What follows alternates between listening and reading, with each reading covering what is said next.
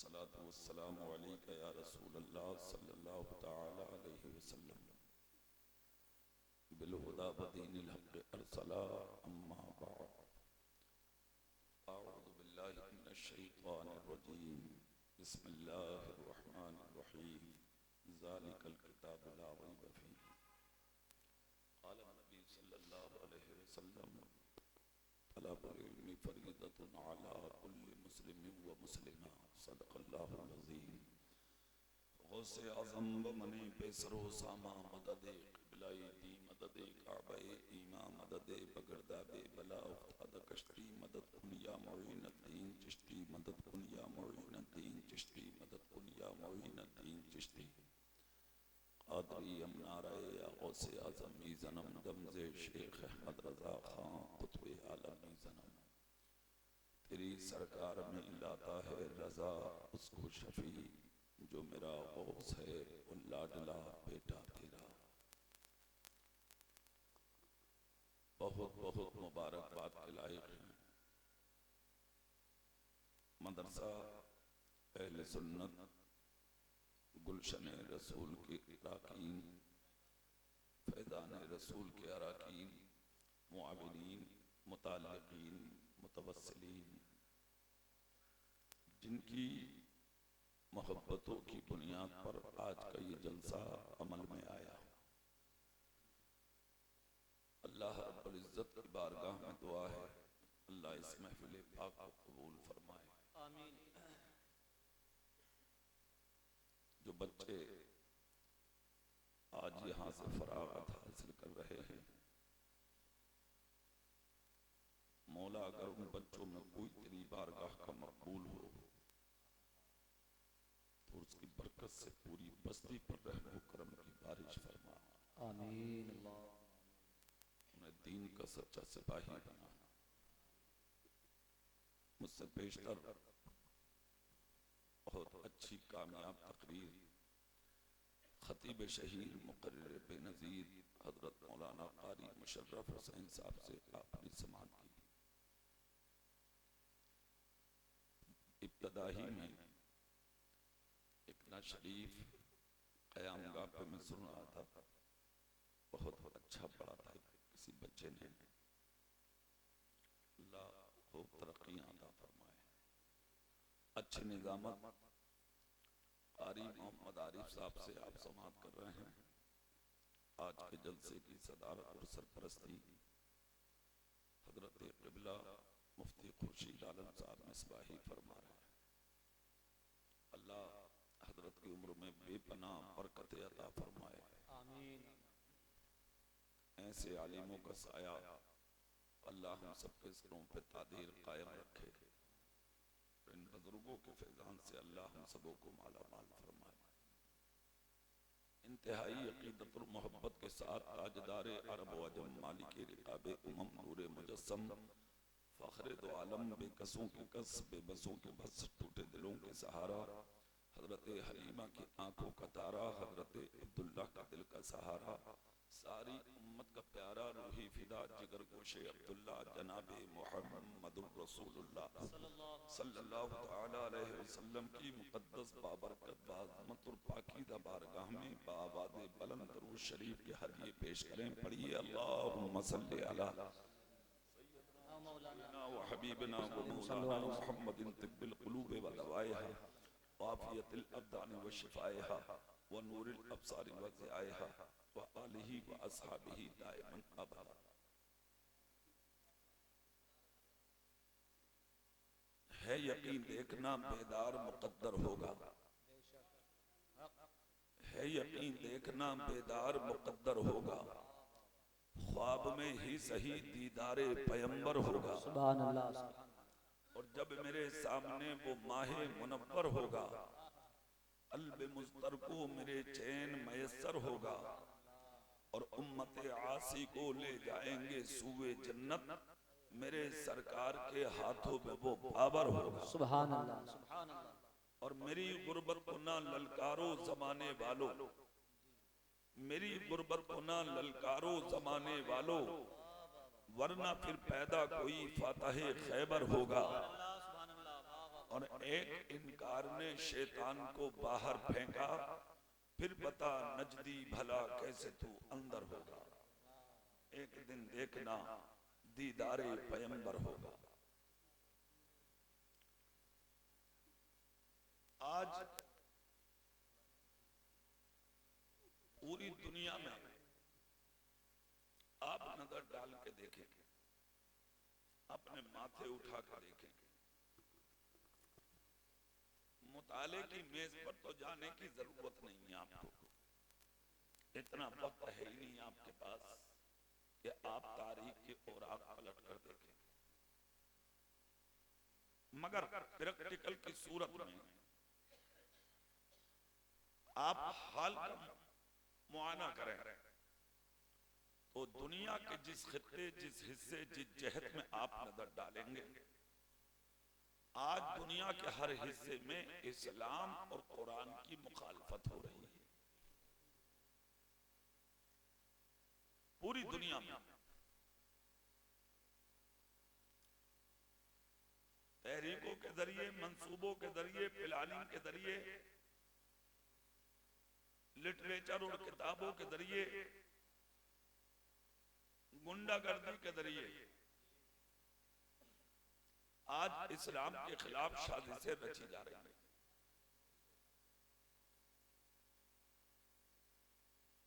कोई कहता है इस्लाम झूठा है, कोई कहता है नबी झूठा है, कोई कहता है कुरान झूठा है। हर चार जानिब ये आवाजें आज उठ रही हैं मुल्क में, कभी दुनिया के किसी हिस्से में, कभी किसी हिस्से में। लोग चाह रहे हैं कि इस्लाम खत्म कर दें, इस्लाम मिटा दें, मुसलमानों की बुनियादों को खोखला कर दें।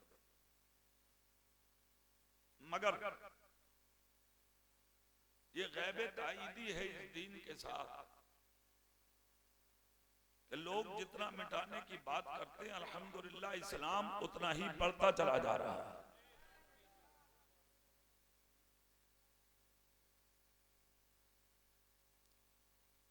आप भी इसी शसोपंज में हैं। होना क्या है? होना क्या है? होगा वही जो अल्लाह चाहेगा। न मेरे चाहने से कुछ हो, न आपके चाहने से कुछ हो, वही होगा कि जो अल्लाह चाहेगा। और अल्लाह की मशीयत है कि दीन बाकी रहे। अरे जोर से बोलो, दीन बाकी रहेगा, कुरान बाकी रहेगा, इस्लाम बाकी रहेगा। ये सच्चाई है, ये चीज अपनी जगह मुसल्लम है। कोशिशें कर रहे हैं लोग, करने दीजिए। आवाजें उठा रहे हैं लोग, आवाजें उठाने दीजिए। हालात से ना घबराएं, हालात को देख के आप बिल्कुल न डगमगाएं। आवाजें आज से 1500 साल पहले भी उठी थी, आज भी उठ रही हैं, मगर आवाजें बहुत उठी, अल्लाह की कसम वो सब की सब दब गई। इस्लाम आज तक जिंदा है।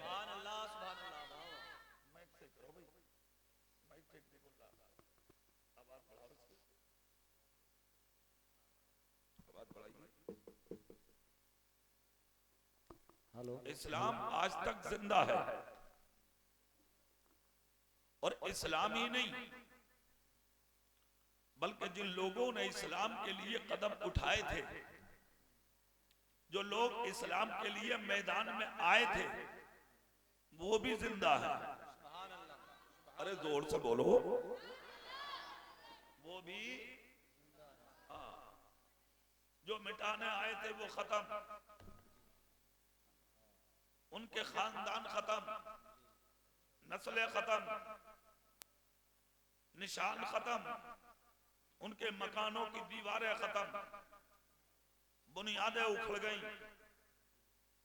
जिन कब्रिस्तानों में वो थे, वो कब्रिस्तान लोगों ने साफ करके बिल्डिंगें बना ली। दो चार कब्रें अगर हैं भी, उन पे भी कुत्ते टांग उठा कर पेशाब कर रहे हैं। ढेला मारने वाला नसीब नहीं होता, मगर जो इस्लाम बचाने आए थे, 850 साल होने जा रहे हैं, वो गरीब नवाज आज भी जिंदा है। सुभान अल्लाह। जोर से बोलो। जो बचाने आए थे, खुदा की कसम वो बुजुर्ग आज तक जिंदा हैं, और ऐसे जिंदा हैं कि तुम सुबह को सो के भी नहीं उठते, उनकी कब्रों पर कुंटलों फूलों की बरसात हो जाती है। सुभान अल्लाह। दुश्मन हर जमाने में आए हैं और आते रहेंगे।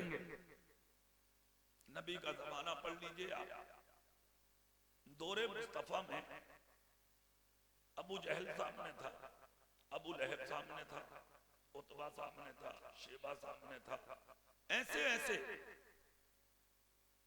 यहां तक कि मेरे नबी के सामने कहा जाता था झूठा, माअज़ल्लाह। कोई कुछ कहता था, कोई कुछ। एक दिन पैगंबर आदम सल्लल्लाहु अलैहि वसल्लम ने रब की बारगाह में कहा, मौला मैं तेरे दीन के लिए घूमता हूं मक्के में, ये लोग मुझे झूठा कहते हैं, मजनू और पागल कहते हैं। इतना कहकर मुस्तफा रोने लगे। मशीजत का नकीब बोला, दुनिया क्या कह रही है इसे मत देखो, हमने तुम्हें अपना हबीब कह दिया है। बस इतना सुनना था। नबी के लबों पर मुस्कुराहट, फिर एक आवाज आती है, ऐ मेरे महबूब, जो कह रहे हैं लोग खामोशी से आप अपना काम कीजिए। एक दिन ऐसा आएगा, इन दुनिया वालों की आवाजें खामोश हो जाएंगी, मस्जिद के हर मीनार से मेरा और तेरा नाम पुकारा जाएगा। सुभान अल्लाह। और इसमें कोई शक भी नहीं है। खामोश हो गई आवाजें। आज भी मस्जिदों के मीनारों से अल्लाह और उसके रसूल के नाम की सदाएं बुलंद। 63 साल जिंदगी मेरे रसूल की, और उस 63 साल जिंदगी में गमों से चूर चूर जिंदगी मेरे आका की, और ऐसी गमों से भरी हुई जिंदगी मेरे पैगंबर की। खुदा की कसम के कभी शाम को रोना पड़ता था नबी को, कभी सुबह रोना पड़ता था नबी को, कभी उधर से कोई कुछ कहता, कभी उधर से कुछ कहता। गैर तो गैर थे ही। खुदा की कसम अपनों ने भी मेरे सरकार पर उंगली उठाने से अपने आप को नहीं रोका। आका अपने हुजरे में बैठकर रोते थे बीवियों के बीच में, आंखों से आंसू निकलते थे मेरे आका की।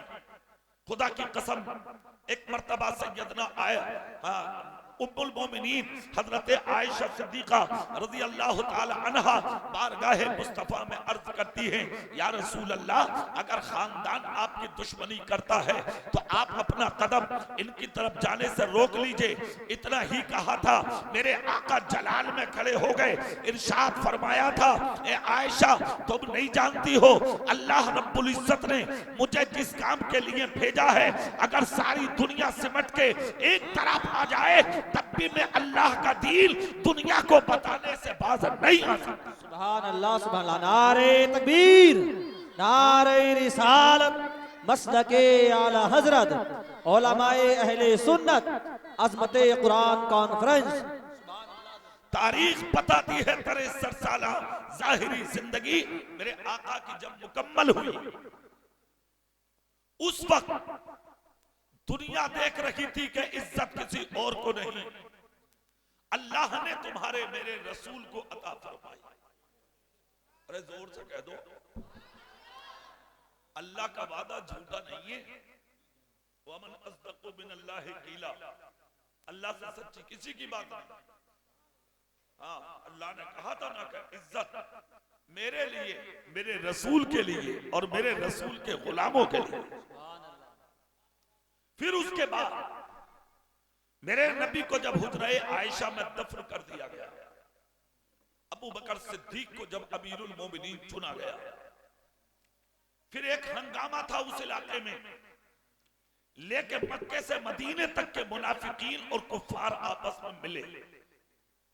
और एक ही रात में सबने मशवरा किया कि अब मदीने पे हमला कर दो, इसलिए कि मुसलमानों की असल ताकत आज हुजरे आयशा में जाकर दफन हो गई है।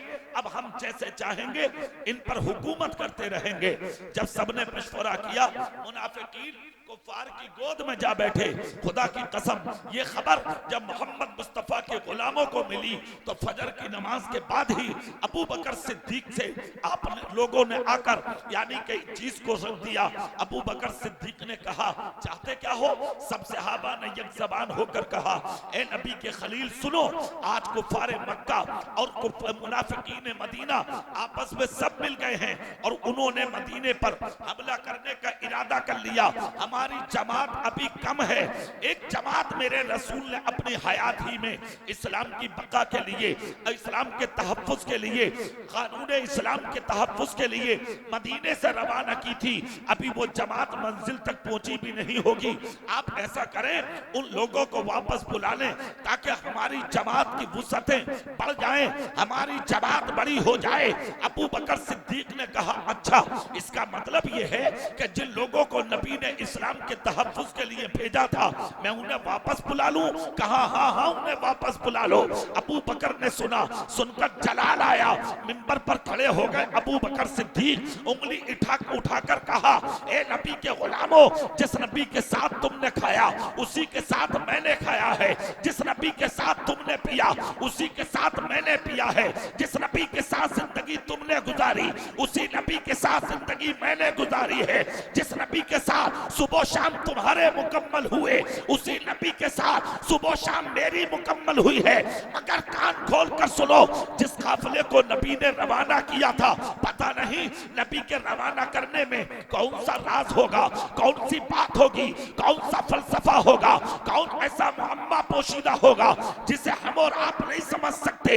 अल्लाह जाने, उसका रसूल जाने। कान खोल कर सुनो, मदीने की ईंट से ईंट अलग हो जाए ये तो अबू बकर को गवारा है, मगर जिस काफिले को नबी ने भेजा था उसे वापस बुला लूं, ये अबू बकर को गवारा नहीं है।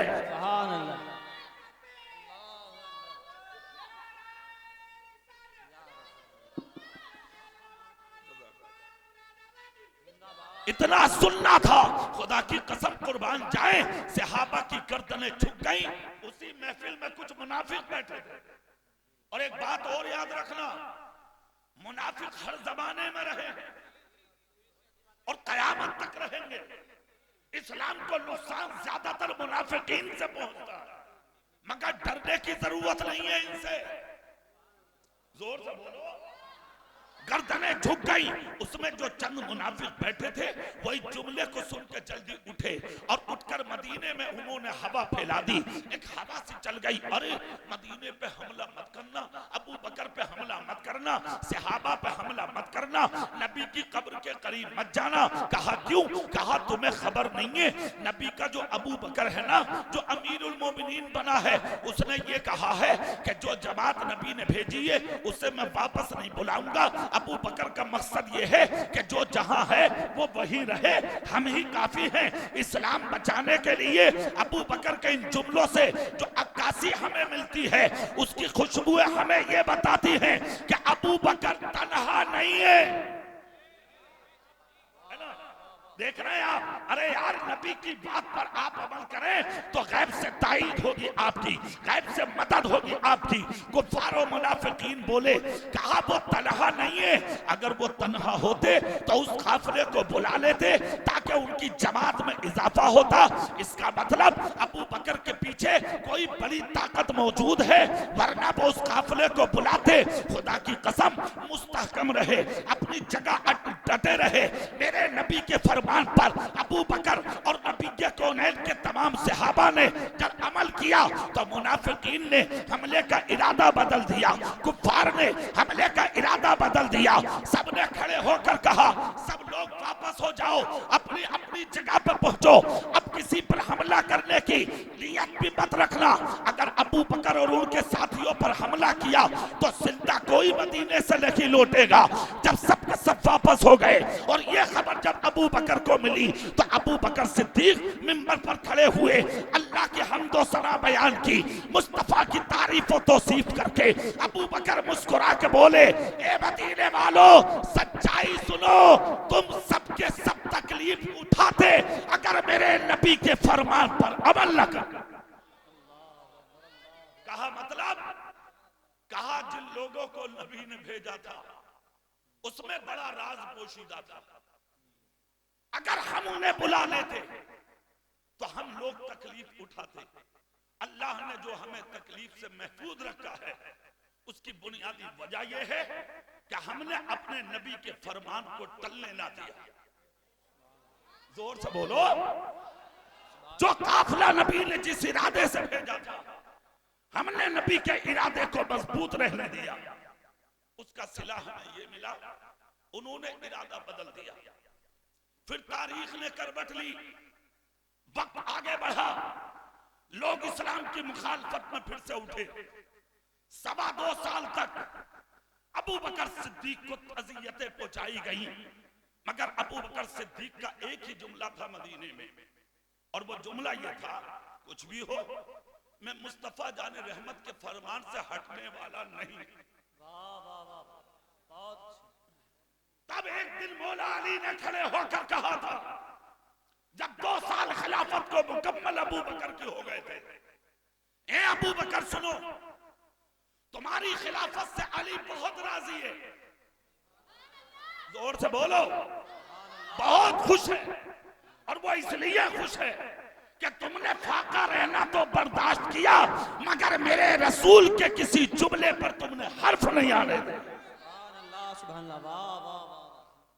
2.25 साल खिलाफत की, और उसके बाद अबू बकर सिद्दीक का विसाल हुआ।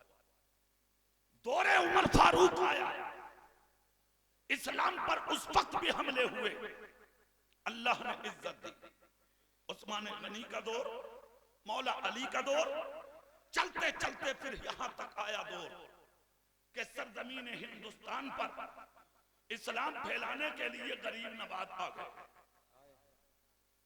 गरीब नवाज ने जब कदम हिंदुस्तान की धरती पर रखा, कदम का रखना था, जमीन हिंद हिल के रह गई, हिल गया पूरा मुल्क। हिंदुस्तान की धरती जब हिली तो गरीब नवाज को वापस करने के लिए आवाजें उठी। बहेड़ी वालों, गरीब नवाज ने जो जुमला बोला था वो सुनने के लायक था। सुभान अल्लाह बोले मैं बताता। लोगों ने कहा वापस जाइए। गरीब नवाज ने कहा खुद आता तो चला जाता, मुझे मेरे नबी ने भेजा है, और जिसे नबी भेज दे वो वापस कभी नहीं जाता। जोर से बोलो। कदम उठाए हिंदुस्तान की गेटी पर, देखते देखते मुकाबला करते करते 99 लाख लोगों को कलमा पढ़ा के मुसलमान बना दिया। सुभान अल्लाह। कितने लोगों को? जोर से बोलो। कोई मामूली बात है 99 लाख को कलमा पढ़ाना?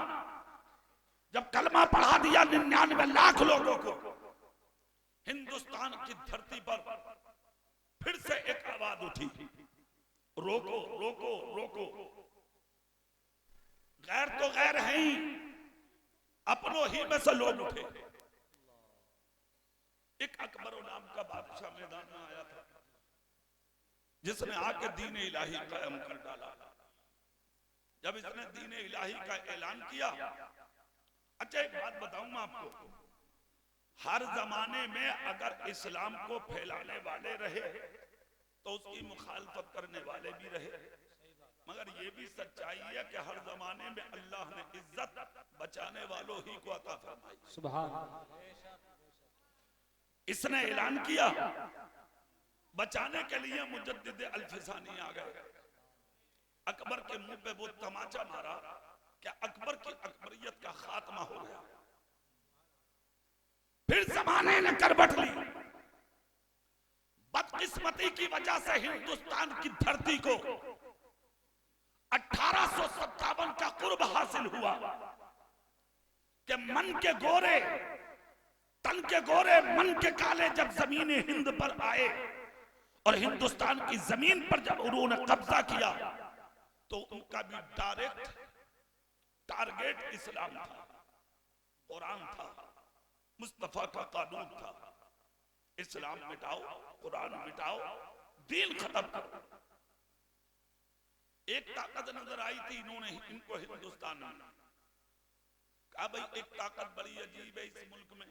बोले क्या? बोले लोग दरिया में घोड़े डाल देते हैं तो दरिया इन्हें रास्ता दे देता है, आग में कूद जाते हैं तो आग इन्हें नहीं जलाती, लोग इनकी गर्दनों पर खंजर चलाते हैं तो ये गर्दन कटती है और मुस्कुराते रहते हैं। हमें ये समझ में नहीं आता कि ये ताकत है क्या। लोगों ने कहा इसी ताकत का नाम है मुस्तफा जारे रहमत का इश्क। ये जमाना चलते चलते 1857 का आ गया। 1857 का जब जमाना आया तो अंग्रेजों ने मुकम्मल जमीन हिंद पर अपने पैर जमा दिए। जब हिंदुस्तान की जमीन पर इन्होंने अपने पैर जमाए तो यहां आकर इन्होंने कुछ मौलाना लोगों को खरीद लिया।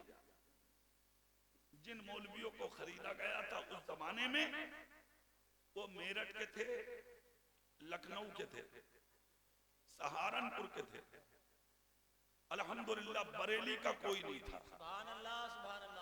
जोर से बोलो। और ये तो सच्चाई है, बरेली वाले बिकते हैं, बिकते नहीं है। हाँ, देख रहे हैं आज भी अकेले ने हिलाकर रख दिया बरेली को। हाँ, और बरेली नहीं पूरा मुल्क हिल गया। और अभी तो तनहा निकला वो कलंदर बरेली में। तुमसे आवाज ही नहीं निकाली जा रही है, तुम निकलोगे क्या? तुम्हारी आवाज ही नहीं निकल रही। जोर से बोलो। अभी अकेला निकला है वो मर्द कलंदर। जिस दिन हर खानका से निकल पड़े, खुदा की कसम घरों के दरवाजे बंद करना मुश्किल हो जाएंगे। इसलिए कि आज भी हमारी गैरत ईमानी जिंदा है। नारे तकबीर, नारे रिसालत, बस्ती बस्ती करिया करिया, फैजाने हुजूर ताजुशरिया, शहजादे हुजूर ताजुशरिया, हुजूर असजद मियां साहिब किबला। आवाजें उठी थी, मौलवी खरीद लिए थे इन्होंने, मगर वो मौलवी थे बरेली वाले ने जिन्होंने इस्लाम के खिलाफ किताबें लिखी। तक़वियतुल ईमान, हिफ्जुल ईमान, तहज़ीरुन नास उसी जमाने में लिखी गई। उसी जमाने में जब बहुत सी किताबें लिख दी और गंदे गंदे अकीदे शैतान की झोली से निकालकर जमीन हिंद पर उन्होंने फेंकने शुरू किए तो सीधे सादे नबी के गुलामों के अकीदे बिखरने शुरू हो गए। एक दूसरे से आके कहने लगे, अरे मियां मजार पे चादर चढ़ा के क्या फायदा, फूल डाल के क्या फायदा, चराग जला के क्या फायदा, गुंबद बना के क्या फायदा, मस्जिद के मीनार ऊंचे करके क्या फायदा, क्या मतलब इन चीजों का। जब ये आवाजें उठी, कोई नहीं था उस जमाने में जो इन आवाजों के खिलाफ उंगली उठा था। फिर इन्हीं मदारों की, इन्हीं खानकाहों की आगोश में बैठने वाले बुजुर्ग उठे और उन्हीं बुजुर्गों की चादरें चूमकर उन्होंने अल्लाह की बारगाह में कहा, मौला हर जमाने में ऐसे ऐसे बागी आए हैं, हर जमाने में तूने इस्लाम के मोहसिन जमीन पर उतारे हैं, अब फिर आई है जमात, कोई ऐसा मोहसिन उतार दे जो आका इस्लाम की ताईद के लिए खड़ा हो जाए। अभी इन्होंने दुआ की थी, दुआएं ऐसी कबूल हुई कि परवरदिगार आलम ने बरेली की धरती पर इमाम अहमद रजा बना के इस्लाम के तहफ्फुज के लिए पैदा फरमा दिया, जिसके आने का अंदाज अलग।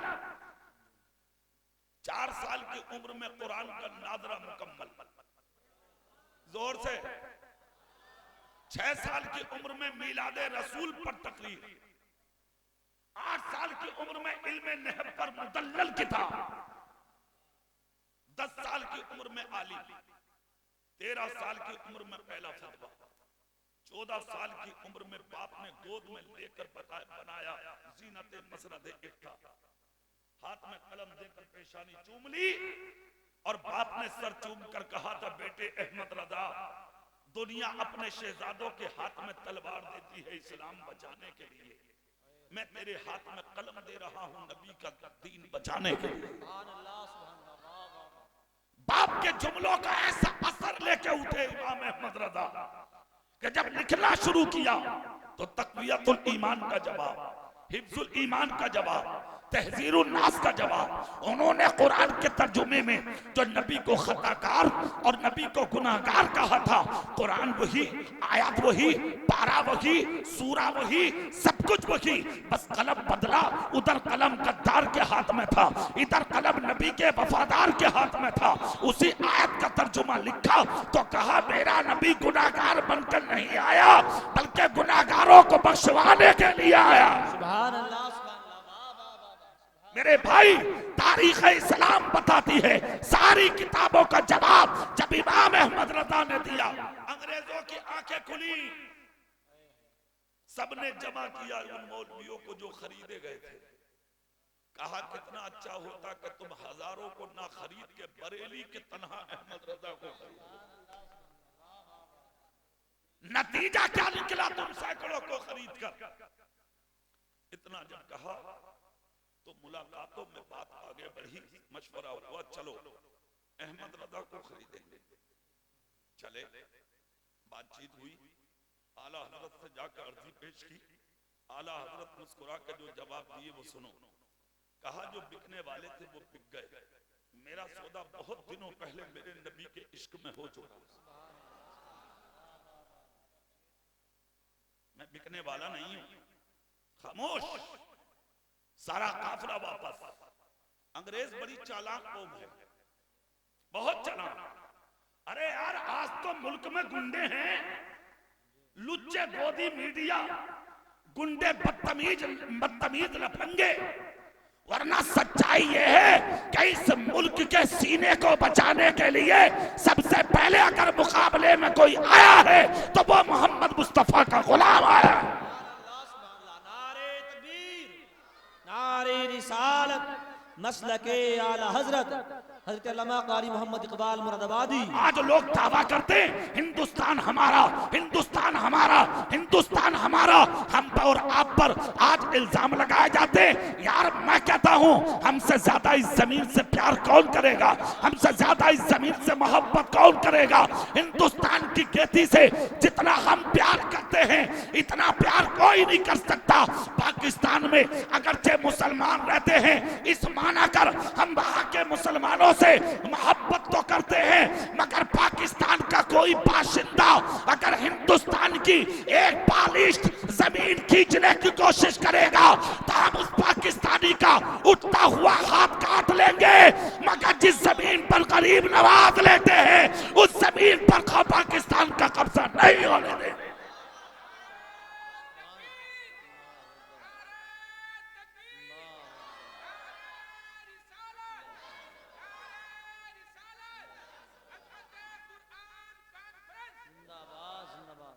हिंदुस्तान किसी के बाप का नहीं है, हिंदुस्तान हमारा है। जोर से बोलो, खाली चीखने से कुछ नहीं होता। हिंदुस्तान किसका है यह उस दिन पता लगेगा जिस दिन हिंदुस्तान की जमीन तुम्हारे बेटों का खून मांगेगी। हाँ हाँ, इस जमीने हिंद पर सीने, जमीने हिंद के सीने पर खून की बरसात करने के लिए अगर सबसे पहले कोई मैदान में आएगा तो वो गरीब नवाज का बेटा आएगा, वो साबिर पाक का बेटा आएगा, वो बरेली के अहमद रजा का गुलाम आएगा। सुभान अल्लाह, सुभान अल्लाह, जिंदाबाद जिंदाबाद। हिंदुस्तान हमारा है। जोर से बोलो, और जोर से जिंदाबाद जिंदाबाद। मेरे भाई, मुखालफत के लिए आला हजरत ने, अंग्रेज एक जगह, सबने कहा फिर एक काम करो, अगर वो बिकने तैयार नहीं है तो इमाम अहमद रजा पर हमला करो। मैं एक जुमला और बोलूं, यहां उलमाए किराम बैठे मेरे सर के ताज हैं। अल्लाह की कसम, जब कोई आला हजरत पे उंगली उठाता है ना, खुदा की कसम बड़ी तकलीफ होती है। और मैं तो कहूंगा जाहिल और आवारा ही होगा। हाँ, बेलगाम का घोड़ा जो उंगली उठाएगा आला हजरत पे।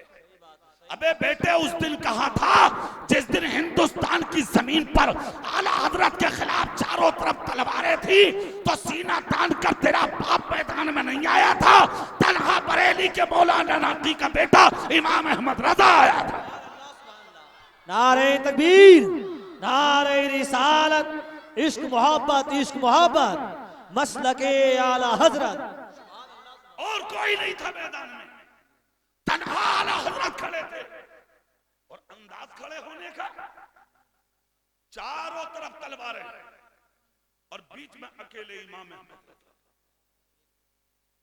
सपोर्टर ऐसे थे कि जो कान में आके कह रहे थे कि जब सबने दरवाजे बंद कर लिए तो मौलाना आप ही को दरवाजा खोलने की क्या जरूरत है,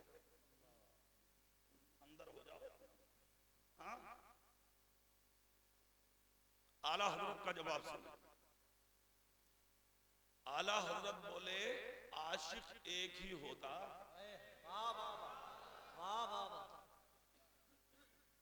बस मुझे खुशी है कि इश्क़ मुस्तफा में अहमद रजा की जान चली जाए। कहा तो फिर जाओ देखो, हाल देखो। सोते थे, चारों तरफ तलवारें होती थी, कब निकले, कब हमला करें, कब बाहर आए, कब हमला करें। आवाज आ गई, ये बदायूं का इलाका उस जमाने में आला हजरत की जमीन और जायदाद सब पर कब्जा कर लिया गया। रेलवे लाइन निकालने के लिए जमीन आला हजरत की नाप दी गई, ये तकलीफें दी गई। कहा आपकी जमीन पर कब्जा हो रहा। आला हजरत बोले होने दो, इसके नबी पे किसी का कब्जा नहीं होने दूंगा। सुभान अल्लाह। तारीख बताती है, अल्लाह की कसम, सब कुछ हर तरीके से आजमा लिया। आला हजरत का इश्क जवाब देता रहा। फिर वो दिन आ गए, चारों तरफ से दुश्मन खड़े थे। आला हजरत ने जब देखा अब कोई नहीं है रास्ता, तो कमरा बंद किया, मुसल्ले पे बैठे। जब आपको कोई नजर ना आवे ना, तो कमरा बंद करके मुसल्ले पे बैठ के अल्लाह से लो लगाया करो, सारे रास्ते हमवार हो जाएंगे। बैठ गए मुसल्ले पे इमाम अहमद रजा। नबी की बारगाह में इस्तिगासा पेश किया। आका तन्हा हूं, सब दुश्मन है, एक तरफ आदाए दी, एक तरफ यहां से दी, बंदा है तन्हा शाह, तुम पे करोड़ों दरूद। नबी की रहमत ने कहा, किसने कह दिया कि तू तन्हा है? अहमद रजा, मदीने वाले की रहमत तेरे साथ। गौसे आदम की बारगाह में यही जुमले, एक तरफ आदाए दी, एक तरफ हासे दी, बंदा है तन्हा शाह, तुम पे करोड़ों दरूद। गौसे पाक की रूहानियत ने कहा, तन्हा नहीं है, अब्दुल कादिर की हिमायत तेरे साथ।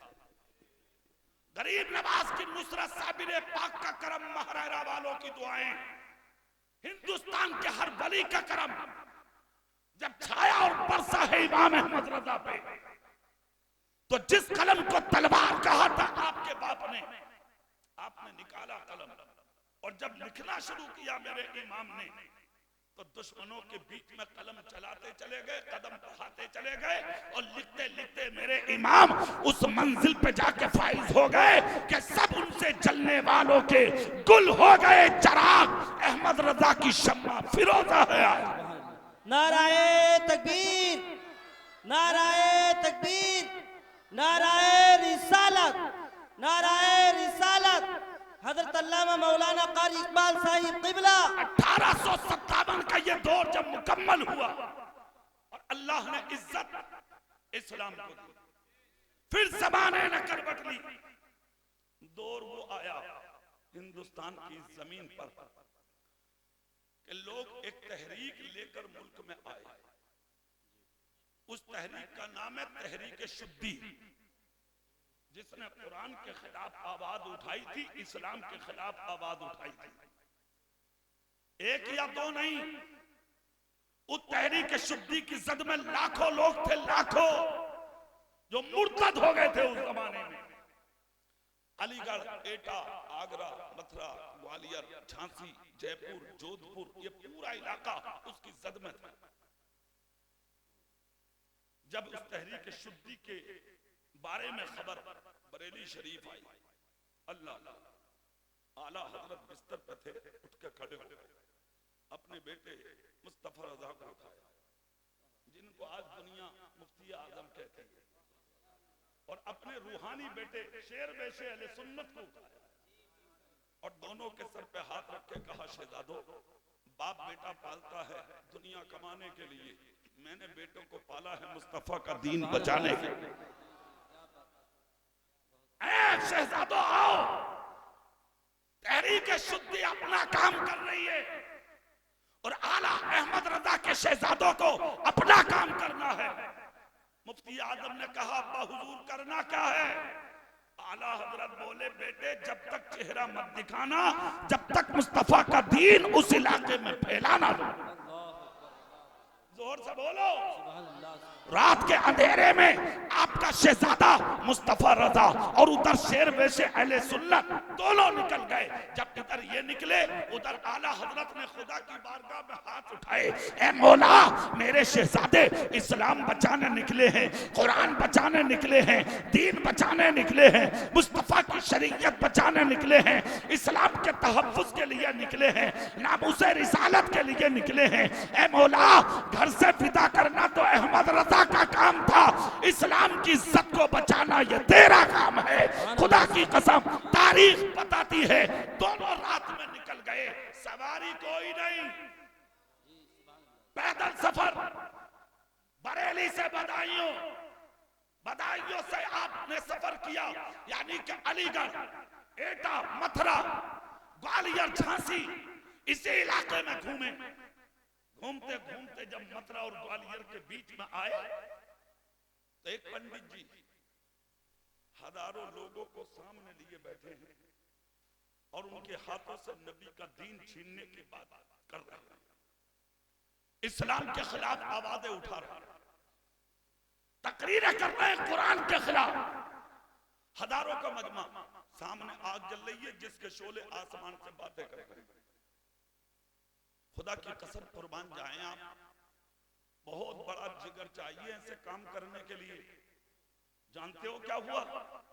आला हजरत के बेटे हुजूर मुफ्ती आदम जाके तख्त पे खड़े हो गए पंडित के सामने और उसकी आंखों में आंखें डाल के कहा, तू नबी के गुलामों का दीन छीनने की बात करता?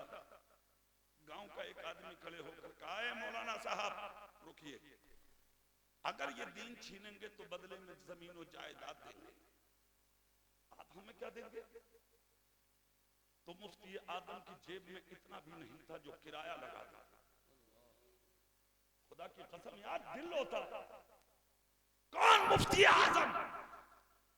लाहौर का शीश महल जिनके बाप दादा की जागीर है, जमींदार के बेटे थे, मगर साल गुजर जाने पर आदमी पे ज़कात फर्ज होती है, जिस पैसे पर साल गुजर जाए उसकी ज़कात देगा। मुफ्ती आदम जमींदार की औलाद थे, फिर भी सारी जिंदगी हुजूर मुफ्ती आदम पर ज़कात फर्ज ना हो सकी। इतना भी नहीं था जेब में आपकी। आंख में आंसू आ गए मुफ्ती आदम की और शेर में शेर सुन्नत की। गम में स्टेज से उतर गए और स्टेज से उतर के गांव से वापस चल दिए।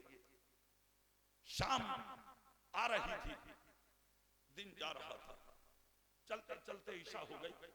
गांव से बाहर एक मस्जिद थी, आप मस्जिद में पहुंचे और जाकर मस्जिद में आपने अपने हाथों से सफाई की, घास उखाड़ा और उसके बाद वहीं पर आपने नमाज अदा की। एतिकाफ की नियत करके वहीं लेटे, थके हुए थे, आंख लगी, ख्वाब में आला हजरत तशरीफ लाए। जोर से करके दिखाओ, और जोर से। आला हजरत तशरीफ लाए और आकर अपने बेटे के कान में कहा, मेरे शहजादे हालात देखकर गमगीन हो गए? नहीं, मुश्किलें आती हैं, मुश्किलें आएंगी तभी तो इस्लाम बचेगा। हाँ बेटे, कल सुबह फिर वापस जाना। कल का जो सूरज तुलू होगा वो मेरे मुस्तफा रजा की इज्जत का तुलू होगा। फजर पढ़ ली, सूरज निकलने के बाद चल दिए। जब पहुंचे तो हजारों का मजमा फिर बैठा था। पंडित जी भी सामने तख्त पे बैठे थे, इस्लाम के खिलाफ बगावत कर रहे थे। सीना चौड़ा था मुफ्ती आजम का, इसलिए कि बाप ने पहले कह दिया था। हाँ, जाके स्टेज पे खड़े हो गए और पंडित की आंखों में आंखें डाल ली, यहाँ तक कि उसका हाथ पकड़ लिया। हाथ पकड़ के कहा, पंडित जी अगर दावे में सच्चे हो तो या तो मुनाजरा कर लो या मुझसे मुबाहिला कर लो। दो बातें। पंडित तो समझ गया, पढ़ा लिखा आदमी था, अच्छा धर्म की जानकारी और ज्ञान था इसको। इसने सोच लिया कि ये बेटा अहमद रजा का है।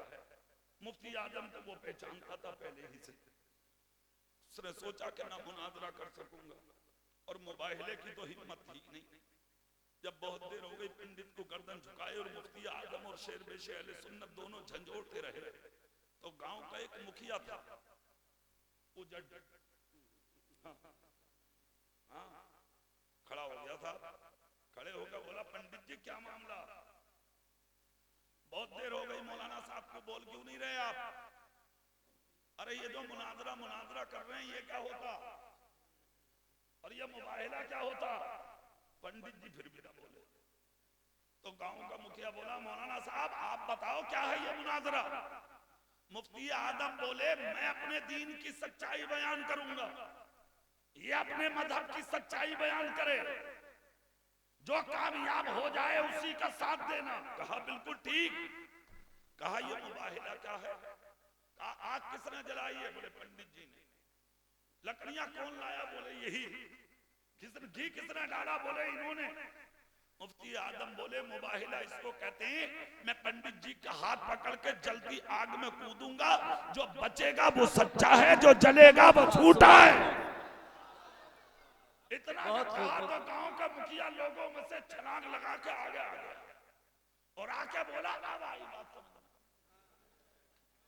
पंडित जी बात सही है मौलाना की, अगर दावे में सच्चे हो तो कूद जाओ। इतना जब कहा तो पंडित को पसीना आ गया। अल्लाह अल्लाह, इधर इसे पसीना, इधर मुफ्ती आदम के चेहरे पर खुशी के आसार, शेर बेशे अहले सुन्नत के लबों पे मुस्कुराहट। पंडित ने समझ लिया कि पब्लिक इनके साथ हो गई। सारा मजमा खड़े हो के बोला, हाँ हाँ लाओ पंडित जी को। इसलिए कहीं ने थोड़ी जलना था, काम में तो पंडित आ रहा था। उसने सोचा बचाओ जान, पर्दा उठाया, पंडित निकल के साफ। उसी कुर्सी पे आला हजरत का बेटा बैठा। अल्लाह की वहदानियत, मुस्तफा की रिसालत पर जब खिताब किया है तो हर आंख में आंसू था। जो दिल इश्क़े नबी से खाली हो चुके थे, मुर्तद हो चुके थे जो लोग, उन्होंने दोबारा कलमा पढ़ा। जिन घरों से कुरान निकाल के दरिया में डाल दिए गए थे, लोगों ने तलाश करके कुरान दरियाओं से निकाले तो उन्होंने कुरान फेंक दिए थे, वह कुरान तलाश करके लाए। जिन्होंने सीने से ईमान निकाल दिया था, उन्होंने दोबारा कलमा पढ़ा। पूरा अलीगढ़ घूमे, आगरा घूमे, मथुरा घूमे, ग्वालियर घूमे, झांसी घूमे, जयपुर घूमे, जोधपुर, पूरा राजस्थान का सरहदी इलाका आपने चक्कर लगाया। घर घर में जाके इस्लाम फैलाया, घर घर में जाके इश्क़े मुस्तफा का दीप जलाया, गांव गांव जाके कुरान पढ़ना सिखाया, घर घर में जाके कुरानों को सीने से लगाया। हर बच्चे के सीने से आला हजरत के बेटे ने कुरान उठा के लगा दिया। मज़हब इस्लाम का परचम हर छत पे जाके गाड़ दिया। इमाम अहमद रजा का बेटा जब वापस बरेली आया तो फोन का जमाना नहीं, मोबाइल का जमाना नहीं। आला हजरत रात के हिस्से में फूलों की माला लिए बरेली के बाहर खड़े थे। दोनों बेटे, रूहानी बेटे, अपने शहजादे के गले में फूलों की माला डाल के कहा, ए मेरे शहजादों जल्दी बताओ क्या खुशखबरी लेके आए हो। आला हजरत के बेटे मुफ्ती आजम ने कहा, अब्बा हुजूर खुश हो जाएंगे, 5 लाख लोगों को कलमा पढ़ा के मुसलमान बना के आया। नाराए तकबीर, नाराए रिसालत, नाराए रिसालत, मसलके आला हजरत, मसलके आला हजरत, जलसे दस्तार बंदी, नाराए तकबीर। फिर तारीख ने करवट ली, फिर जमाना बदला, फिर मुखालफत हुई। और जब मुखालफत हुई तो ये दौरे इमरजेंसी था। इस दौरे इमरजेंसी में हिंदुस्तान की जेती पर एक काफिला छोड़ा गया, वो भी काम मौलवियों से लिया गया था। हाँ, उन्होंने नसबंदी को हलाल कर दिया और नसबंदी के हलाल के जवाब में फतवे भी लिख दिए। फतवे आम हो गए साहब, डॉक्टरों की टीमें छोड़ दी गई, लोग जान बचा बचा के भागने लगे। खबर फिर आला हजरत के बेटे को मिल गई। जोर से नहीं बोल रहे, मिली खबर। खबर मिली तो आला हजरत के शहजादे ने रात ही रात में फतवा लिख दिया। मगर यहाँ एक जुमला मुफ्ती सरबराह था, बड़ा खूबसूरत जुमला था। हाँ, मैंने पढ़ा तो नहीं, मगर मैंने बुजुर्गों से, अकाबिर उलमा से सुना, जिन्होंने जो गवाह हैं चीज, वो कहते हैं कि उस रात में जो फतवा लिखा गया वो बोला था मुफ्ती आजम ने और लिखा था ताजुश शरिया ने, नकल किया था हुजूर ताजुश शरिया ने। वो फतवा लिख दिया गया, साइकिल के जरिए पैदल मुफ्ती आजम ने वो फतवा मुख्तलिफ जगहों पर पहुंचा था। फतवा जब मंजर आम पर आया, ताकत सामने थी, मुफ्ती आजम पर भी हमले की कोशिश। आ गई टीम सामने, आकर कहा, मुस्तफा रजा हम कुछ कहना चाहते थे, सुन लो। कहा क्या? कहा या तो फतवा वापस ले लो या फतवा बदल दो। मुफ्ती आजम बोले, अगर वापस ना लिया और ना बदला तब? कहा हाथों में हथकड़ी होगी, पांव में बेड़ियां होंगी, और अगर जरूरत पड़ी तो तख्ताए दार तक भी पहुंचा दिए जाओगे। ऐसी बात सुनकर बड़े बड़े अच्छों के पैर उखड़ जाएंगे। लाखों सलाम हो खुदा की कसम बरेली के इमाम अहमद रजा के शहजादे पर। ऐसी बात सुनकर मुफ्ती आदम मुस्कुराए और मुस्कुरा के फरमाया, सुनो, ये बरेली है, बरेली इश्क की धरती है ये, यहां फतवा ना वापस लिया जाएगा ना फतवा बदला जाएगा। कहा और कहा अगर जरूरत पड़ी तो हुकूमत को उखाड़ के फेंक दिया जाए। इतना कहा था मुफ्ती आजम ने। खामोश, दौरे इमरजेंसी था ये, आज तक उसी फतवे पर अमल किया गया।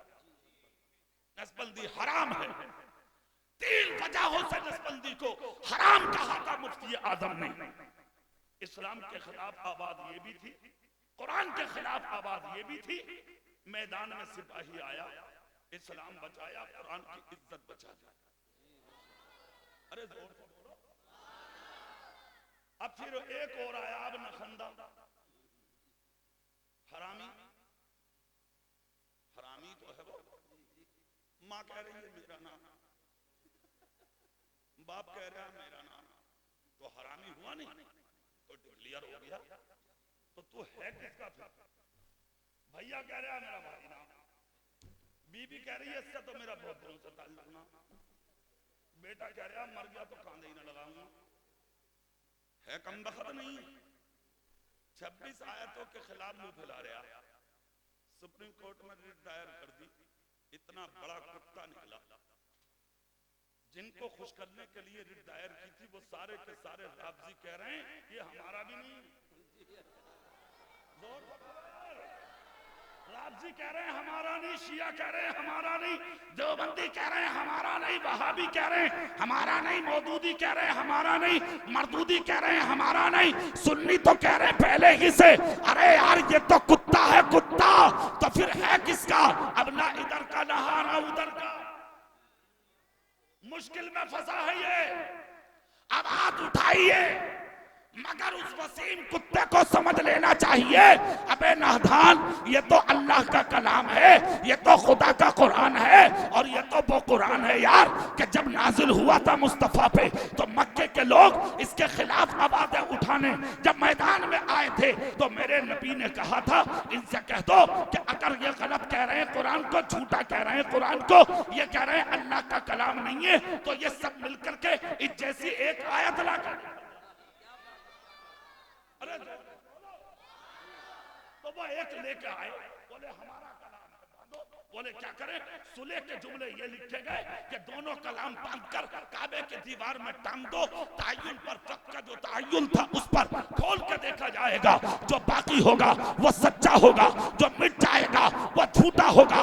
मुताबिक वादे के जब उन कांटों को खोल के देखा गया और काबे के दरवाजे से जब वो कांटे निकाल के बाहर मैदान में हजारों के बीच में लाई गई, खुदा की कसम जो कुफार की तरफ से झूठा कलाम लाया गया वो सब का सब मिट्टी बन गया था, मगर जो खुदा का कलाम नबी के सर पे नाजिल हुआ था वो सब का सब मुस्कुरा कर सलामत था।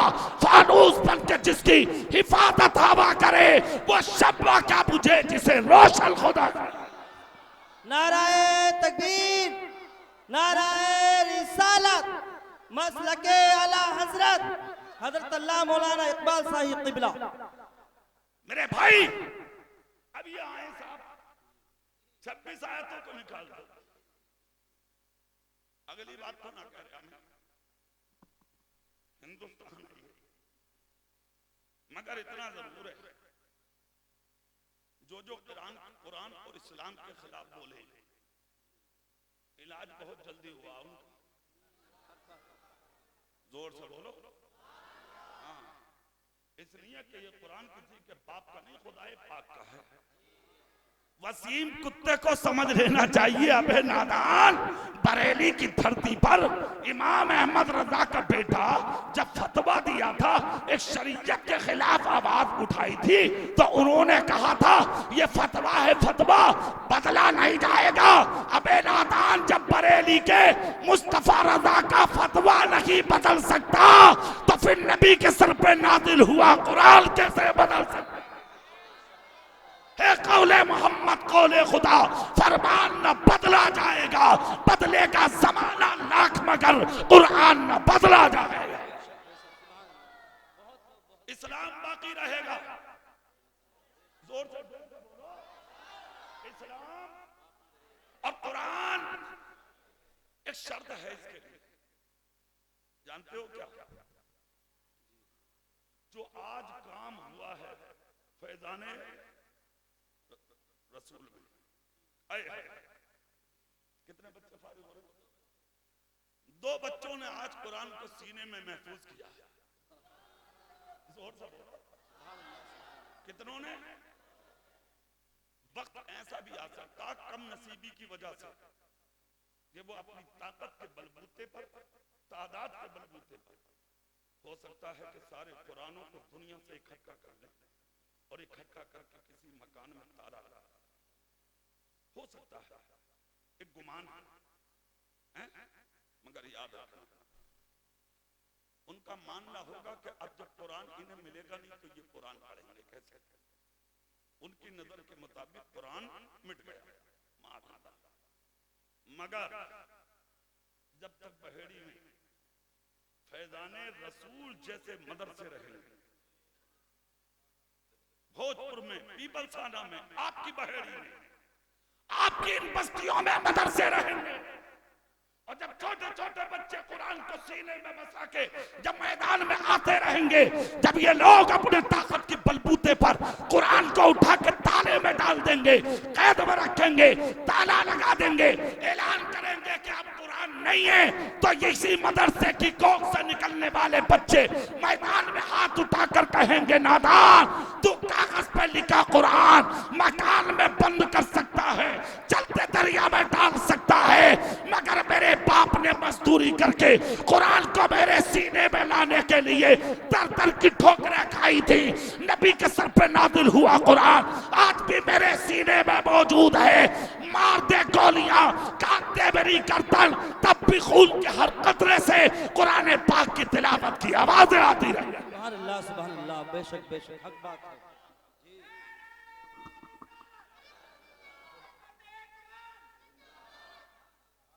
कुरान बाकी रहेगा, इस्लाम बाकी रहेगा। मिट गए मिटते हैं, मिट जाएंगे दुश्मन तेरे, ना मिटा है ना मिटेगा कभी चर्चा तेरा। हर जमाने में रहे हैं इस्लाम के दुश्मन, हर जमाने में रहे हैं कुरान के दुश्मन, मगर नजर उठा के दुनिया का मुआयना करो, इस्लाम भी बाकी है, कुरान भी, जोर से बोलो कुरान भी, और जोर से कुरान भी। हाँ, अगर आप चाहते हैं कि कुरान बाकी रहे तो एक काम कीजिए, आप एक मशवरा है, और वो मशवरा क्या है? एक रोटी की जगह आधी रोटी खाइए, अपने बच्चों को कुरान का इल्म सिखाइए। आज मेरा नहीं, पूरी दुनिया के उलमा का मानना है ये। बैठे हैं हजरत अल्लामा मुफ्ती खुर्शीद साहब, पूछ लीजिए आज जो इस्लाम की थोड़ी बहुत चमक तुम्हें नजर आ रही है, ये किसी के बाप की देन नहीं, इन्हीं दीनी मदरसों की देन है।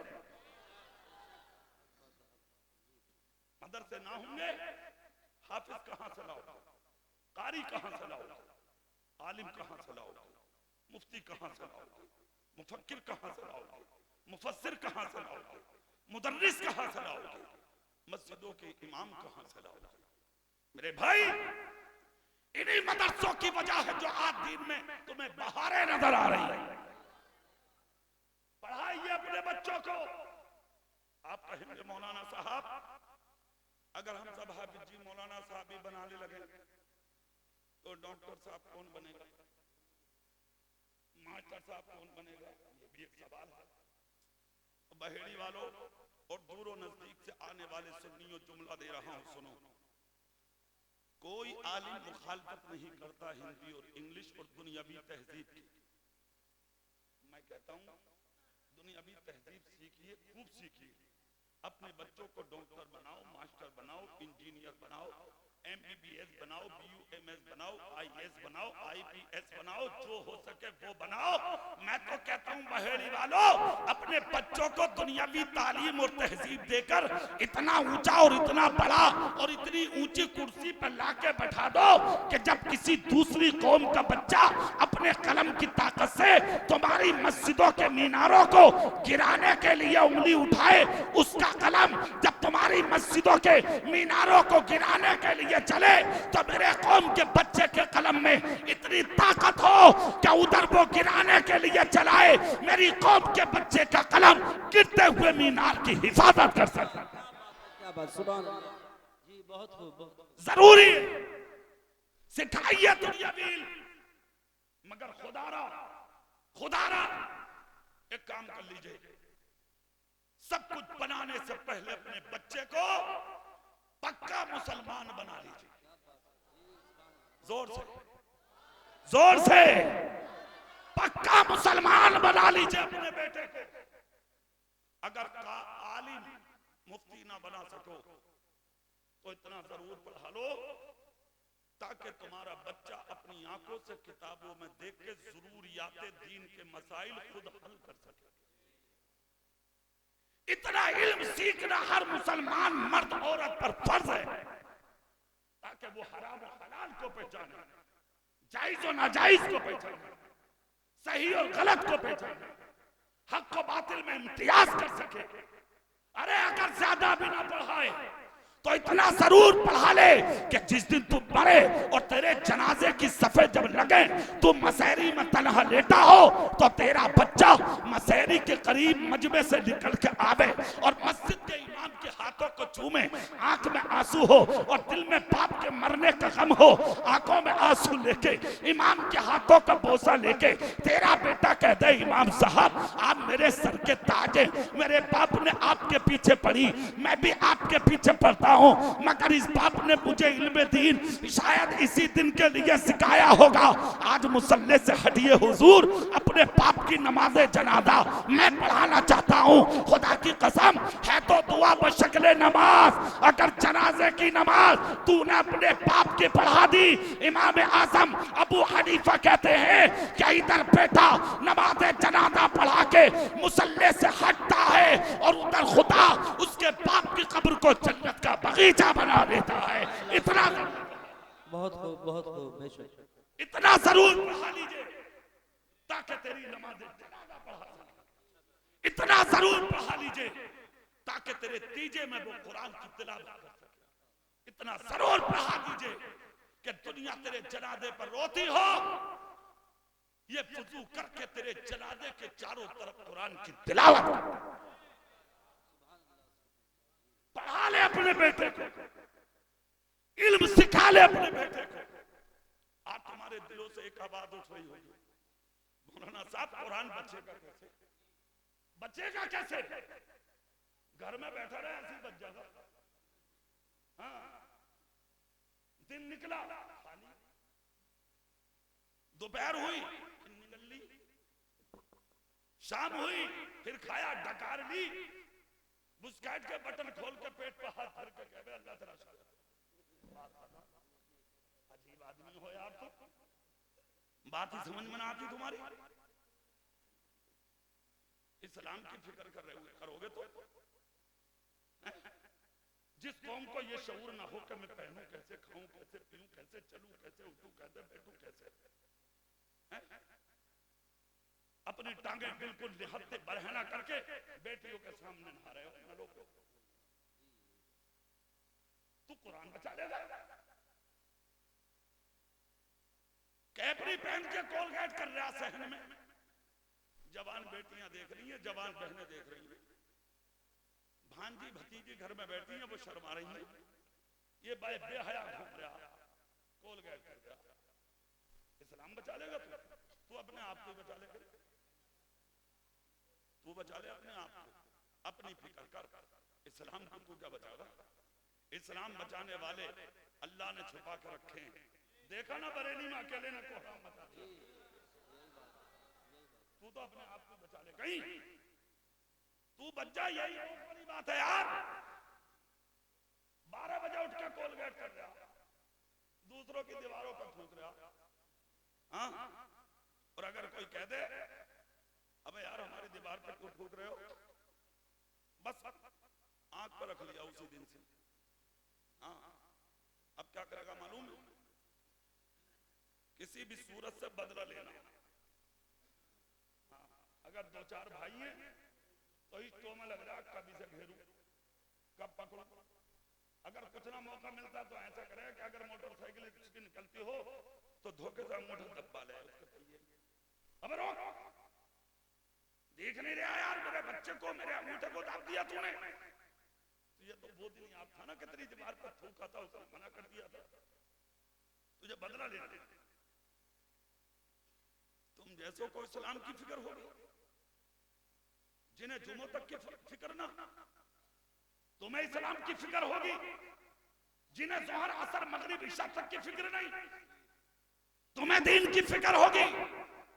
जिन्हें अपने बाप तक का ख्याल नहीं, तुम्हें कुरान की इज्जत की फिक्र होगी। जिन्होंने आज तक अपनी मां का ख्याल नहीं, शर्म नहीं आती तुम्हें? मुसलमानों पर जुल्म करते हो, पड़ोसियों पर जुल्म करते हो। अगर तुम चाहते हो कि कुरान बचे, इस्लाम बचे, तो एक काम कर, प्यासों को पानी, भूखों को खाना, नंगों को कपड़ा पहनाना शुरू कर दे, खुद ब खुद इस्लाम और कुरान की हिफाजत हो जाए। सुभान अल्लाह, सुभान अल्लाह। जी बहुत खूब। इस्लाम और कुरान बचाने के लिए तलवार उठाने की जरूरत नहीं है, इस्लाम और कुरान बचाने के लिए मुस्तफा का किरदार उठाने की जरूरत है। नाराए तकबीर, नाराए रिसालत, मदरसा फैजान रसूल जश्न दस्तार बंदी। जिस दिन किरदार मुस्तफा उठा के मैदान में आ जाओगे, तुम भी बचोगे, तुम्हारी नस्लें भी बचेंगी, इस्लाम भी बचेगा, नबी के सर पे नाजिल हुआ कुरान भी बचेगा। अरे भाई, चंद बातें मैं कर रहा हूं तुमसे, चेहरे मेरी तरफ करके तवज्जो से सुनो। हमारी बस्ती की एक वजह और भी है, जो हम फंसते जा रहे हैं ना जमीन में, एक वजह, गौर से सुनना, ये मिंबर रसूल है। और वो वजह क्या है? अरे आप तो आराम कर लेते कारी साहब, सुभान अल्लाह, जोर से बोले। ये जो उलमाए किराम या आपकी जो मस्जिदों के इमाम है ना, सारी मस्जिदों में आपके, ये माशाल्लाह बड़े बड़े काबिल पढ़े लिखे लोग, और मुझे इन सब के साथ साथ हज़रत मुफ्ती साहब का बहुत ख्याल है, इतनी देर से बैठे हुए हैं, और इन बड़ी हस्तियों को के सामने इतनी लपकुशाई करना ये भी मुनासिबत में शामिल नहीं समझता मैं, मगर चूंकि जरूरत थी इसलिए मैं इतनी लंबी तकरीर कर बैठा। हजरत से माजरत चाहता हूँ मैं, और ये बड़ापन है उलमाए किराम का कि इतनी देर से बैठे हुए सुन रहे हैं। नहीं, जज़ाकल्लाह, तो मोहब्बत है आपकी। मैं एक बात कहना चाहता था, मशवरा था, और वो मशवरा क्या है वो आप सुनो। हमारी बस्ती की अलामत एक ये भी है कि जिस दिन से हमने बड़ों की इज्जत करना छोड़ा है, आज लोग इस्लाम और कुरान पर उंगली उठाने मैदान में आ चुके हैं। हुज्जतुल इस्लाम इमाम गजाली का कौल है, वो सुने, सुभान अल्लाह पहले बोलो तब बाद में कौल सुना। हुज्जतुल इस्लाम इमाम गजाली कहते हैं, जिस दिन तेरी माँ की आंख से आंसू निकल गया तेरे जुल्म की वजह से, उस दिन तुझ पर और तेरे माहौल और मुआशरे और तेरी जिंदगी पर उंगली उठेंगी, और उन उठती हुई उंगलियों को दुनिया में कोई जवाब देने वाला पैदा नहीं। इमाम गजाली ने कहा, समझ रहे हैं आप? जिस माहौल और मुआशरे से आज हम और आप सफर कर रहे हैं, हमारे आपके सामने है सब, मगर सीने में झांक के ये भी देख, तेरी माँ किस हाल में, तेरा बाप किस हाल में। इसीलिए तो हम कहते हैं, अगर तेरे बेटे ने कुरान में अपनी आंखों से पढ़ा होगा, वबिल वालिदैन इहसाना, खुदा की कसम भूखा सो जाएगा, अपने बाप के ठोकर नहीं मार सकता। एक तो ये चीज, दूसरी, बुजुर्गों ने कहा था कि जिस माहौल और मुआशरे और जिस जमाने में आलिमों की तौहीन होने लगे, उस जमाने को तबाह होने से कोई रोक नहीं सकता। आज अभी लॉकडाउन हुआ था, अभी पीछे, आज फिर ऐलान हो गया मुरादाबाद में, अल्लाह करम फरमाए। हाँ, अल्लाह खैर फरमाए, अल्लाह हम सबके हाल पर करम करे। मेरे भाई, लॉकडाउन हुआ था, अभी 50% इमाम अपने घर में वापस चले गए। निकालने वाले तुम थे, निकालने वाले सिर्फ आप थे, आप और कोई नहीं। क्या इनके औलादे नहीं है? इनके बीबी बच्चे नहीं है? इनका खानदान नहीं है? क्या इनके खुद के पेट नहीं है? क्या ये कारोबार नहीं कर सकते? क्या दुकान नहीं चला सकते? मार्केट नहीं चला सकते? क्या तिजारत नहीं कर सकते? क्या नहीं कर सकते? ये इमामत ही क्यों करते, मदरसा ही क्यों पढ़ाते? उसकी बुनियादी वजह यह है, अल्लाह रब्बुल इज्जत ने जो जिम्मेदारी का सेहरा अपने हबीब के सर पे इनके सर पे बंधवाया है, ये जानते हैं कि उस सेहरे का मकाम क्या है। उस जिम्मेदारी को निभाते हैं ये उलमा, वरना कारोबार कर सकते हैं ये। मगर आज मेरी कौम का हाल ये है कि इन आलिमों को, हाफिजों को, कारियों को तुमने सिर्फ अपने नौकर तक रखा, गुलाम समझने लगे हो तुम, नौकर समझने लगे हो तुम। शर्म नहीं आती? गैरत नहीं आती? कौन कौम है ये? यही वो लोग हैं जिनके ताल्लुक से हमारे आपके नबी ने कहा था, एक वक्त मेरी उम्मत पर मेरे बाद ऐसा आएगा कि दीन का सारा बदन आलिमों के कांधे पे होगा। जोर से बोलो। तुम्हें नहीं कहा था नबी ने कि तुम्हारे कांधे पे होगा, आलिमों के कांधे पे होगा। इन्हीं के बारे में कहा था नबी ने। और आज हम आलिमों को किस सफ में लाके खड़ा कर चुके हैं, ये तुम अच्छे से समझते हो। कोई 7,000 तनख्वाह, 6,000, 5,000, इससे ज्यादा नहीं। बड़ी बड़ी आबादियों में ये मुख्तसर सी तनख्वाहें। हाथ जोड़कर एक जुमला आपसे बोलूंगा मैं, और वो जुमला मैं अक्सर तकरीरों में बोल रहा हूं, यहां भी बोले देता हूं। और वो ये, मैं आया हूं तकरीर करने, 1 घंटा, 1.25 घंटा, 1.5 घंटा तकरीर करूंगा, उसके बाद मैं चला जाऊंगा। आप चाहते हैं कि साहब कारी इकबाल से मुसाफा कर लें, इनके करीब जाएं, इनसे मिलें, इनसे मुलाकात करें, है ना, इनके हाथों को जाके अपने हाथों में लें, मुआनका करें, मुसाफा करें, है कि नहीं? चाहते हैं आप। मगर एक जुमला मैं बोलूंगा, आप जितना मुझे चाह रहे हैं ना, मुझसे मिलना, मेरे हाथों में हाथ देना, मुसाफा करना, मुआनका करना, जितनी आप इज्जत मुझे दे रहे हैं, दुआ, मगर खुदारा मुझसे कहीं ज्यादा इस इज्जत के हकदार वो लोग हैं जो मुसल्ले पर खड़े होकर तुम्हें 5 वक्त की नमाज पढ़ाते हैं और तुम्हारे खेलते हुए बच्चों को मुस्तफा जाने रहमत का सच्चा गुलाम बना। मुझसे कहीं ज्यादा अपनी मस्जिद के इमामों को और अपने मदरसे के मुदर्रिसीन को इज्जत दो, इनका अदब करो, इनका एहतराम करो। वो इमाम है इमाम, और हम गुलाम है गुलाम। और ऐसे गुलाम हैं हम कि जब तक इमाम सर ना झुकाए तुम झुका नहीं सकते, जब तक इमाम सर ना उठाए तुम उठा नहीं सकते। इज्जत करो, कद्र करो, और इनकी भी कद्र करो, इमामों की, मदरसीन की, और साथ में जो दीन का काम करते हो उनको भी इज्जत दो। बात समझ में आई? आजकल ये चीज भी हम देखते हैं, जो मस्जिदों के मुतवल्ली हैं और मदरसे के मुदर्रिस, वही सदर, मदरसों के अराकीन या जलसा कराने वाली कमेटी, खैरियत ना उनकी भी। हाँ, जीन तोड़ी दे रहे हैं चैन से। हाँ, काना फुसके कर रहे हैं, समझ रहे हैं आप? काना फुसके। एक गांव की खबर यह है कि वो जुम्मे के दिन 5 रुपए गुल्लक में डालता था और कुछ देर तक गुल्लक नहीं छोड़ता था। वो लोग चक्कर में, यार ये करे क्या, डाला है 5 और कुछ देर गुल्लक छोड़ते ही नहीं। बात है तो है। एक दिन रात खुल गया, और रात कैसे खुला, उसका पोता ही बता दिया, बोले दादा के हाथ में गुल्लक थी। बोले क्यों? बोले पैसे गिने हैं, कितने आए गुल्लक। यार अजीब बात है नहीं? दिमाग अच्छा नहीं है, दिल अच्छा नहीं है, नफ्स इसका भटका रहा है। जो लोग दीन का काम कर रहे हैं उनकी टांग पकड़ के खींचो मत। अगर कोई दीन के लिए मैदान में है तो उसका हाथ पकड़ के और आगे करो कि बेटे काम कर, हमारी दुआएं तेरे साथ।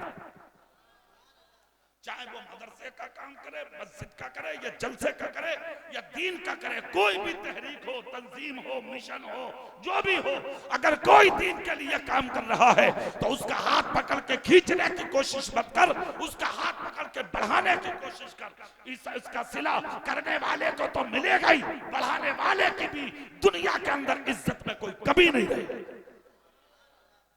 एक बात, एक चीज और भी, दीन का काम करने वाले अपने सीने चौड़े रखकर, उंगलियां तो उठनी है भाई साहब, ये तो पक्का है। आप ये चाहें कि लोग हमें कुछ ना कहें, तो हम और आप तो चीज क्या है, लोगों ने वो से आदम को न छुड़ा भाई। हाँ, तो हम और आप कैसे बचेंगे? मगर मुस्कुरा कर वो से ने एक ही जुमला बोला था, ये दुनिया है, अल्लाह ने मुझे दीन का काम करने भेजा है। मैं जब तक जमीन पर रहूंगा दुनिया को नहीं देखूंगा, मैं खुदा के दीन को देखूंगा। दीन का काम करने आया हूं, दीन का काम करके जाऊंगा। अरे जोर से बोलो। तो उंगलियां तो उठाएंगी, काम करोगे। फलदार पेड़ पे पत्थर मारते हैं लोग, कांटोदार पे तो बाबला भी ना मारता, सही बता रहे हो। अरे बोलो भाई, हाँ बाबला भी जाने तब कांटे गिरने और कुछ ना। फलदार पेड़ पे मारती है दुनिया। उलमा, मस्जिदों के इमाम, मदरसे के मुदर्रिस फलदार दरख्त हैं। दीन का काम करने वाले फलदार दरख्त हैं, इसलिए ढेले तो आएंगे तुम्हारे ऊपर। बर्दाश्त करने का मादा रखो। जब बर्दाश्त करके दीन का काम करोगे तो फायदा जहां दीन को होगा वहां तेरी नस्लें भी कभी बर्बाद नहीं हो सकती। बेशक अल्लाह दीन का काम करने वालों को बुलंद रखता है, आबाद रखता है, खुश रखता है, शाद रखता है। अगर तुम चाहते हो हमें भी खुशियां मिले, खानदान को भी खुशियां मिले, तो मेरे भाई दीन के खातिर अगर तुम्हें कुछ सुनना पड़े तो सुन ले। मुस्तफा के दीन का अलम उठा के मैदान में आ जा, दुनिया वालों को दिखा दे। मुझे कोई गाली दे ये गवारा है, मगर मुस्तफा के दीन पर कोई उंगली उठाए मुझे कभी गवारा नहीं। सुभान अल्लाह। नारे तकबीर, नारे रिसालत, मसलके आला हजरत, अजमत कुरान कॉन्फ्रेंस, उलमाए अहले सुन्नत। कुरान की हिफाजत का जिम्मा अल्लाह ने लिया है। सुभान अल्लाह, जोर से कह के दिखाओ जरा। और ये जो लोग शक कर रहे हैं ना, शक के साहब ये कुरान अल्लाह का कलाम नहीं है, हजरत उमर और अबू बकर ने अपनी तरफ से बढ़ाया, तो ये जो आवाजें उठ रही हैं आज से ना उठ रही हैं, ये तो आज के पिल्ले पिल्ले, इनसे बड़े बड़े आए थे कुत्ते, वो भौंक के चले गए, समझ गए, चले गए भौंक के। ये पिल्ले, पिल्लों से कुछ होने वाला नहीं है। सच्चाई क्या है सुनो, ज़ालिकल किताब ला रैब फीह, ये किताब वो है जिसमें शक की गुंजाइश नहीं है। अल्लाह का कलाम है, नबी के सर पे नाज़िल हुआ कुरान है। इस पर जो उंगली उठाएगा वो तबाह हो बर्बाद हो जाएगा। क़यामत तक खुदा का कुरान बाकी। बेशक हक। मदरसे सलामत रखो, मदरसों में बच्चों को पढ़ाओ, कुरान की तालीम दो और मदरसों को आगे बढ़ाने के लिए मैदान में रहो। अब तकरीर में आखिरी एक जुमला मैं बोलना चाहता हूँ, मुझे बड़ी खुशी हो रही है मजमा देख के। ईमानदारी से बताओ, खाली शोर मचा के मदरसे बचेंगे या कुछ करने से बचेंगे? बोलो। मतलब देखो, सही बात का तो बोल जाया करो, कुछ करने से बचेंगे नहीं। हाथ उठा के बोलो, हाथ उठा के इंशाअल्लाह।